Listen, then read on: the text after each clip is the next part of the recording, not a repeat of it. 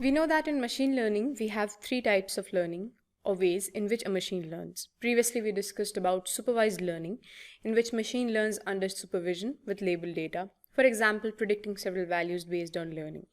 Unsupervised learning, machine learns without any supervision, or we can say that it has unlabeled data.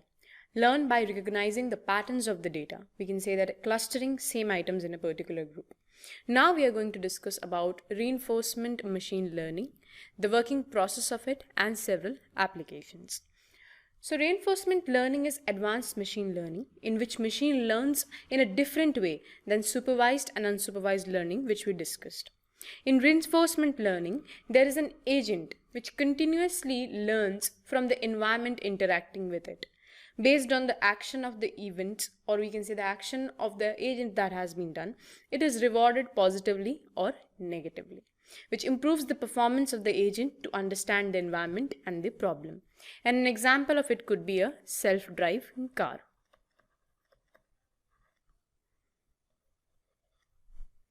Now here are some terms which you might think that what are all this: environment, action, state, reward, and agent.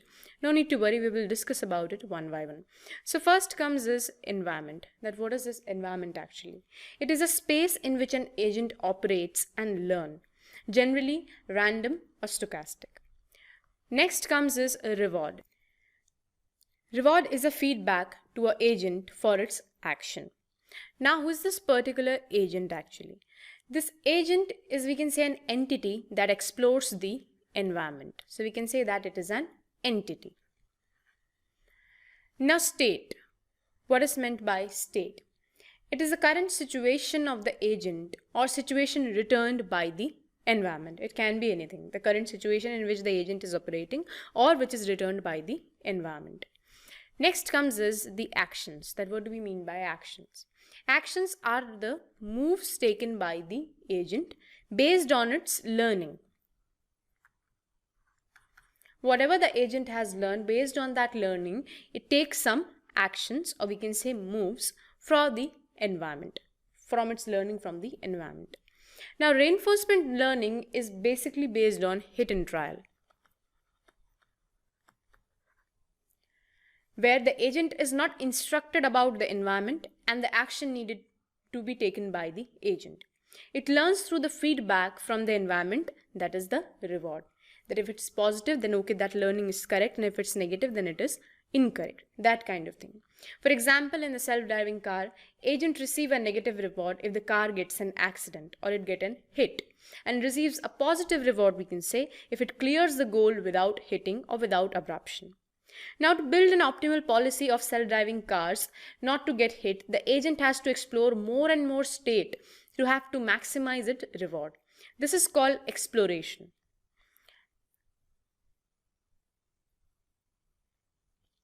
This is called the exploration versus the exploitation trade-off. That means an agent has to balance both to get a reward, that means a value also. Now here we use another term, that is policy. Now what is meant by this policy? This policy is nothing but it is actually a strategy mapped up by the agent for the next action based on the current state. So it is basically, we can say, a strategy mapping by the agent for the next action based on the current state in which the agent is there. Another term which I want to discuss is value. That what is the value? Now, it is a long-term feature reward that an agent should receive without the discount factor and the opposite short-term reward. So it is basically, we can say, a future reward which having a long-term value. So this is about all the working that is happening in the reinforcement. Next, we're going to see some applications about reinforcement. So some applications which can be is in robotics. In robotics for industrial automation, reinforcement learning comes into play. Game playing, that is the AI vision games and all that, their reinforcement learning comes into play. In business to make decision, traffic signal control,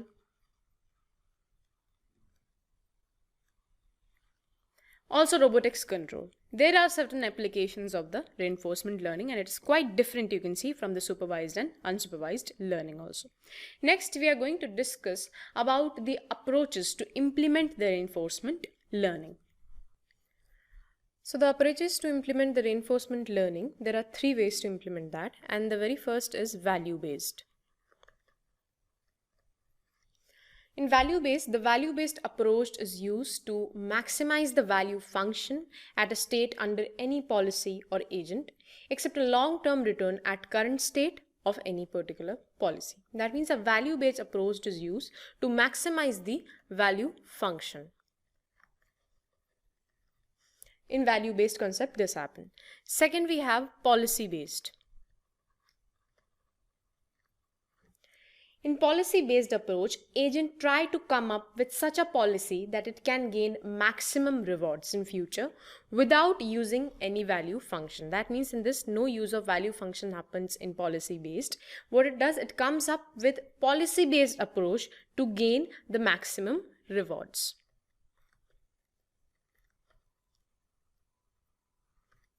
So that in future, without losing any value function, so that it doesn't lose the value function.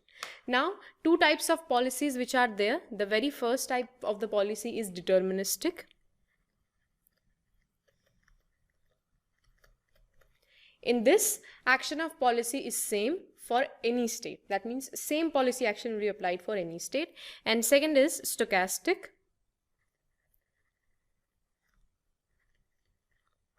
In this, action of policy is determined by probability. That what type of policy will be there and what type of policy approach will agent apply, that is based on probability. Whereas in deterministic, the policy or the action of policy is same for every state. And third is, or we can say the last way to implement the reinforcement learning is model based. In model based, you need to create a virtual model for each environment and the agent explores that environment to learn it. That means for separate learning visions, we can say we have to create different virtual models there. So these are the approaches to implement the reinforcement learning. And now we are going to discuss about the types of reinforcement learning, and that is broadly classified into two types, that is positive and the next type is negative. Positive, it impacts positively on the behavior of the agent and increases the strength and frequency of the behavior of agent in the positive reinforcement, which is quite obvious also. If the impact, or we can say the reward, will be positive for the behavior of the agent, that it would definitely increase the strength and the frequency of the behavior. Whereas in negative reinforcement, it is opposite to positive and more effective than positive, as it increases the tendency that the specific behavior will occur again and again by avoiding the negative condition. That means here negative condition is avoided. That means we can say not only in positive reinforcement it is better, because of the specific behavior it will occur again and again by avoiding the negative conditions which are there. So there are two types. The first type is positive and the other type is negative.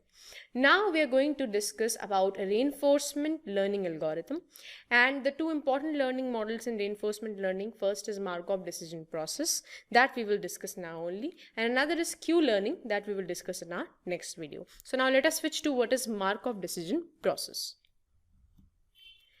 In Markov decision process, we can say that the agent constantly interacts with the environment and performs several actions. For each action performed, the environment responds and generates a new reward and the state as its feedback to the agent. The environment is fully observable environment, you can see, and formally describes as Markov decision process, that is MDP.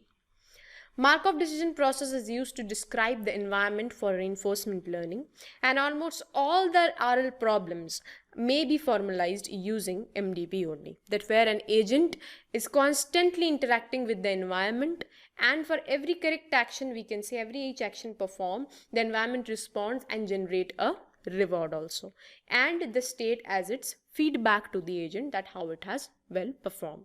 So this is used in the environment of reinforcement learning in almost all the RL problems which are there. Now a Markov decision process needs to satisfy Markov property also.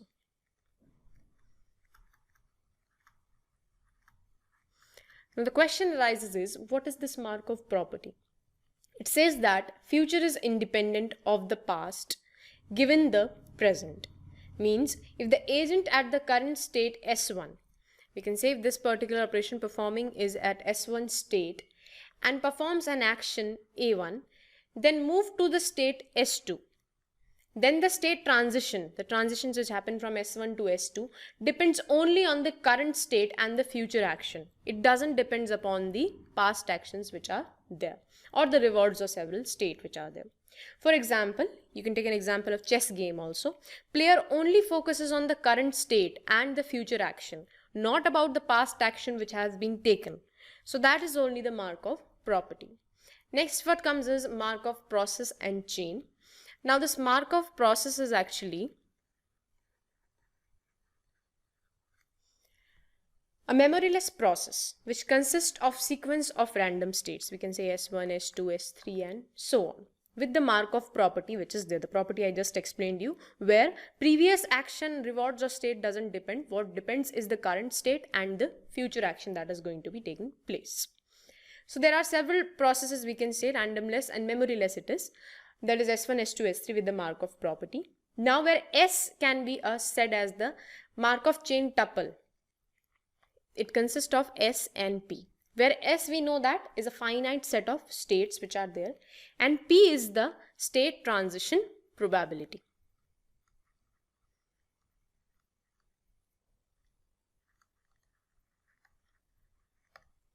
So this is actually the Markov chain tuple,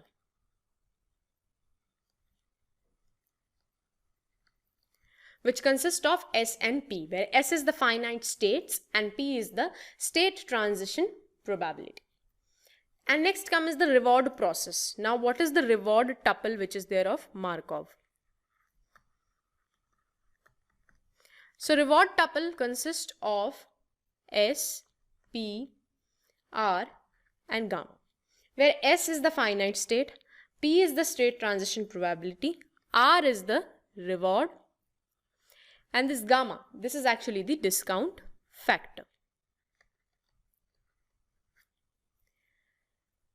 So this is all about the Markov reward process which is there. It consists of tuples which we also discussed. The Markov rules also, which we also include the chain rule, that is the memoryless process also. And what is the property? That is any agent in the current state S1, if it is performing an action A1 and then moves to the transition from S1 to S2, then it only depends on the current state and the future actions, we can say, which needed to be take place. That means it doesn't depend on the past actions, rewards or states which are there. It doesn't depend on them. This is Markov property.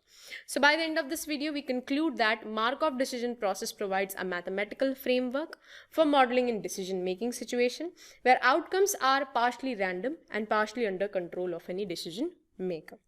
In the next video, we will be discussing about Q-learning algorithm in reinforcement learning.